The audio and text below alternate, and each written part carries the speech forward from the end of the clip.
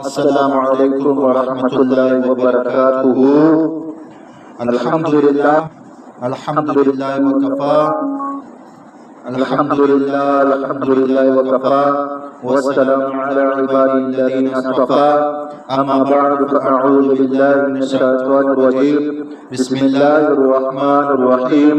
جی الحمدللہ، ہمارے آپ کے آج کا تفسیر کا جو سبق ہے وہ کل میں نے جو ہے وہ تورات اور انجیل کی جو تصدیق اس کے حوالے سے ہم نے دو جواب دیے، ایک تحقیقی اور دوسرا الزامی۔ جی نجیب اللہ کا سمجھ میں آ گیا؟ آپ کے ساتھی کو سمجھ میں آ گیا؟ جی الحمدللہ الحمدللہ۔ آج کا جو تو پہلی شک اس کے ہم نے کہا تھا کہ بلکہ ان کا تورات پر ایمان لانے کا دعویٰ بھی جھوٹا ہے۔ آگے 3 شکوں میں ان کو الزامی جواب دیا گیا۔ کتنے شکوں میں؟ 3 شکوں میں۔ پہلا جو شک ہے وہ یہ ہے کہ اللہ تعالیٰ وحی اللہ شریف فرماتے ہیں قل کہہ دیجئے اے پیغمبر صلی اللہ علیہ وآلہ وسلم خاتم النبیین، اعوذ باللہ من الشیطان الرجیم، فلم تقتلون انبیاء اللہ من قبل، پس تم کیوں قتل کرتے رہے اللہ تعالیٰ وحدہ لا شریک جل جلالہ کے پیغمبروں کو اس سے پہلے، ان کنتم مؤمنین، اگر تم مؤمن ہو تورات کو مانتے ہو تو کیا ظالم ہو؟ تورات کو تو مانتے ہو تو کیا ظالموں؟ تورات میں لکھا ہوا تھا کہ اللہ تعالیٰ وحدہ لا شریک جل جلالہ کے پیغمبروں کو قتل کرو، یہ بات تورات میں لکھی ہوئی تھی۔ ہاں، یہ موجودہ یہودیوں کو جن ان کے بڑوں کے کارنامے سنا کر شکنجہ کیا جا رہا ہے، کیونکہ کاتب تو ان کے بڑے تھے۔ اگر تورات کو مانتے ہوتے تو پیغمبروں کو قتل نہ کرتے، لہذا تمہارا تورات کو ماننے کا دعویٰ کرنا غلط ہے۔ دوسرا جو شک ہے، دوسرا جو شک ہے، پہلا شک ہم لوگوں نے جو ہے وہ پڑھ گیا تھا۔ دوسرا جو شک ہے وہ ہے کہ دوسرا شک یہ ہے کہ توجہ سے نجیب اللہ صاحب توجہ سے بیٹھے۔ دوسرا شک وَلَقَدْ جَاءَكُمْ مُوسَىٰ بِالْبَيِّنَاتِ، اور البتہ تحقیق لائے تمہارے پاس موسیٰ علیہ السلام، موسیٰ کلیم اللہ علیہ السلام واضح دلیل ہے۔ اللہ تعالیٰ وحدہ لا جل جلالہ نے ان کے لیے دریا کو پار کر راستے بنائے، دشمن کو ان کے سائے غرق کیا، وادی تھے میں بادلوں کے ذریعے سائے کا انتظام فرمایا، کھانے کے لیے کھیر اور بٹیرے نازل فرمائے، پینے کے لیے پتھر سے پانی کے 12 چشمے جاری فرمائے، اور بے شمار نشانیاں لے کر موسیٰ کلیم اللہ علیہ السلام ان کے پاس آئے۔ اللہ پاک فرماتے ہیں ثم اتخذتم العجل من بعده، پھر تم نے بنا لیا بچڑے کو معبود ان کے جاننے کے بعد۔ یہ ہے تمہارا ایمان کہ جو آل بنا کر قرآن مجید کو ماننے سے انکار کرتے ہو، کہ ہمیں تو حکم ہے کہ اب سے اس پر ایمان لائیں جو ہماری طرف اتارا گیا ہے۔ تو کیا موسیٰ کلیم اللہ علیہ السلام نے تمہیں غیر اللہ کی عبادت سے منع نہیں کیا تھا؟ اگر تم ان کی بات مانتے تو بچڑے کی پوجا نہ کرتے۔ بچڑے کے متعلق پہلے بھی بیان ہوا ہے اور اس کی تفصیل سورہ بارے میں آئے گی۔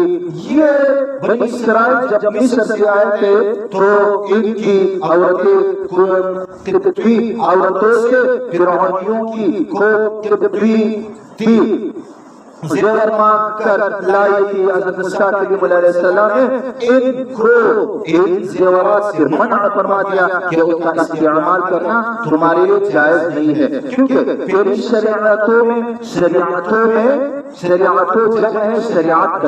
سمجھ میں آ رہا ہے، شریعتوں میں مال غنیمت کو استعمال کرنے کی بجائے اجازت نہیں تھی۔ شریعت کا تعریف میں نے پہلے بھی کیا تھا۔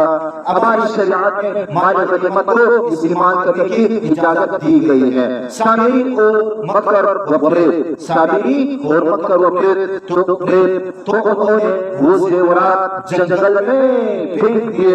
بنو اسرائیل کی ایک شاخ تھی قبیلہ بنو سامرہ، اس خاندان کا ایک آدمی کا موسیٰ بن ظفر سامری، اس نے وہ زیورات اٹھا لیے اور ان کو ڈال کر بچھڑا بنا دیا، اور حضرت جبریل امین علیہ السلام ایک کے گھوڑے کے پاؤں کی مٹی بھی اس کے پاس تھی۔ وہ اس طرح کہ جبریل علیہ السلام کا گھوڑا جب واپس اٹھاتا تھا تو وہاں یاری ہو جاتی تھی۔ اس نے محسوس کیا کہ اس میں کوئی کرشمہ ہے، تو اس نے وہ مٹی اٹھا کر اپنے پاس رکھی ہوئی تھی، بچھڑا بنا کر وہ مٹی اس میں ڈالی تو بچھڑے سے تھین تھین کی آواز آنے لگی۔ اس نے لوگوں کو کہا کہ یہ جو تھین تھین کی آواز آ رہی ہے یہی تمہارا رب ہے جو اس کے اندر بول رہا ہے، الیاذ باللہ من ذالک۔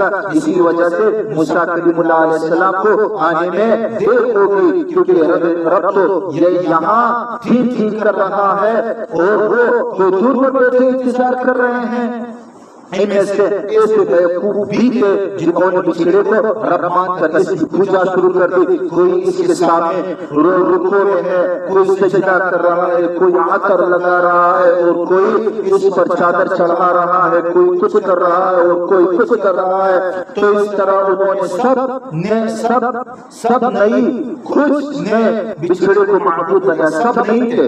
دیکھو سب نہیں تھے، جو آپ لوگوں کو شاید غلط فہمی ہوگی کہ سب عبادت کرتے، یہاں پہ سب نہیں، کچھ نے بچھڑے کو معبود بنایا۔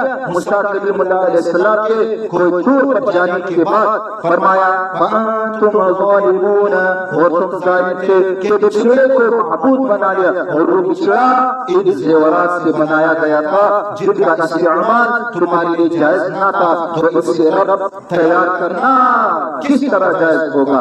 تیسری شک کی طرف آتے ہیں کہ بنی اسرائیل جب وادی تہ میں پہنچے تو انہوں نے موسیٰ کلیم اللہ علیہ السلام مبارک سے مطالبہ کیا کہ ہمارے لیے کوئی قانون اور ضابطہ حیات ہونا چاہیے، کیونکہ کوئی قوم آئے، کیونکہ سمجھ میں آ رہا ہے کیونکہ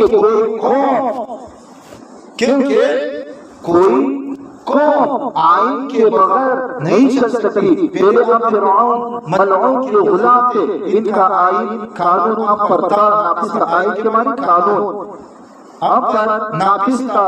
اب چونکہ ہم آزاد قوم ہے، لہذا اب ہمارے لیے اپنا قانون ہونا چاہیے۔ اس مطالبے پہ اللہ تعالیٰ وحدہ لا شریک جل جلالہ نے ان کو تورات عطا فرمائی، اور یہ لوگ تورات کو سن کر کہنے لگے کہ اس کے احکامات تو بہت سخت ہے، اس پر آپ عمل نہیں کر سکتے۔ تو تمہارا یہ کہنا کہ ہم کہ سمجھ میں آ رہا ہے کہ ہم تو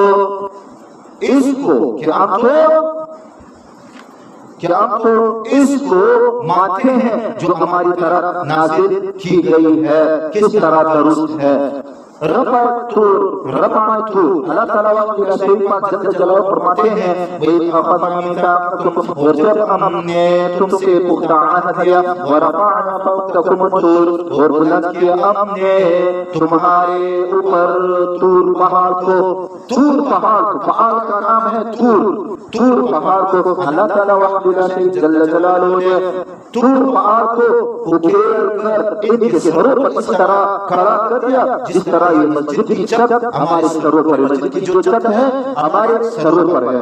سمجھ میں آ گیا؟ اور کہا آپ نے خُذُوا مَا آتَيْنَاكُمْ بِقُوَّةٍ، اور پکڑو اس کو جو ہم نے تمہیں دیا ہے مضبوطی کے ساتھ، وَاسْمَعُوا، اور سنو، قَالُوا اسْتَمِعْنَا وَعَصَيْنَا، انہوں نے کہا ہم نے سن لیا اور ہمیں مانا نہیں۔ مطلب یہ ہے کہ کتاب ہم نے سنی مگر اس پر عمل نہیں کریں گے، تو کیا تمہارا ایمان تمہیں یہ سبب دیتا ہے کہ وعدہ کر کے بگڑ جاؤ؟